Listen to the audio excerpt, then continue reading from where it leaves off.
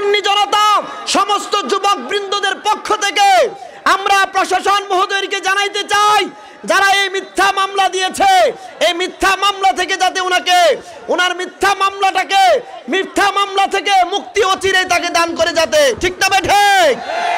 আমরা সুন্নিয়তের কথা বলি, মুকাররম বাড়ি হুজুর নবীর কথা বলেন, শেখ ফরিদ বাবাজান নবীর কথা বলেন, আমি জয়নগরী নবীর কথা বলি, আপনারা যারা আসছেন নবীর কথা বলেন, আমরা আল্লাহর ওলিদের কথা বলি।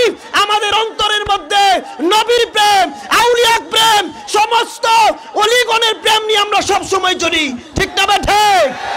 এই নবী প্রেম নিয়ে যারা প্রত্যেকটা মাহফিলে কথা বলেন, ওলিগণের প্রেম নিয়ে যারা প্রত্যেকটা মাহফিলে সুন্নিয়তের খেদমত করে যাচ্ছেন, ওনাদের উপরে মিথ্যা মামলা, মিথ্যা তহমত বাংলার জনগণ, এই বাংলার যুবকবৃন্দরা তারা বরদাস্ত করবে না। ঠিক না বেঠে?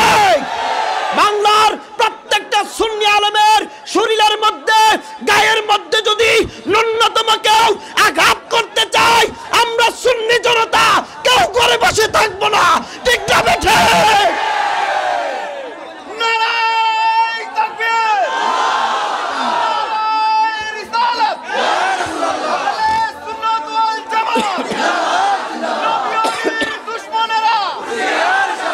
আজকে যারা সুন্নি উলামাদের বিপক্ষে কথা বলছেন, আপনি দেখেন না, আমি 1 মিনিটে শেষ করছি, আপনি খানায় কাবায় চলে যান, মক্কাতুল মুকাররমায় মাতাফে তওয়াফ করার পরে আপনার অন্তর সাক্ষী দেয় গুনাহ মাফ হয় নাই, মুজদালিফায় যাওয়ার পরেও অন্তর সাক্ষী দেয় গুনাহ মাফ হয় নাই, আরাফার ময়দানে কান্নাকাটি করার পরেও অন্তর সাক্ষী দেয় গুনাহ মাফ হয় নাই। আল্লাহ বলেন, মুস্তাফা আপনার উম্মতদেরকে আপনি জানিয়ে দেন, ওয়ালাউ আন্নাহুম ইযযালামু আনফুসাহুম জাউকা ফাস্তাগফিরুল্লাহ ওয়াস্তাগফারা লাহুমুর রাসূল লাওয়াজাদুল্লাহ তাওয়াবুর রহিমা।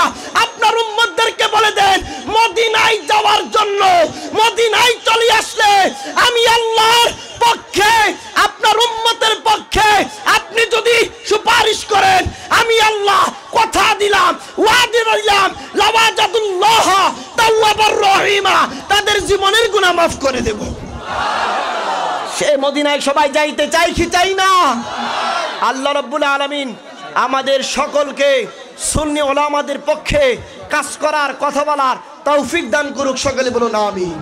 আসসালামু আলাইকুম ওয়া রাহমাতুল্লাহি ওয়া বারাকাতুহু। সম্মানিত আমার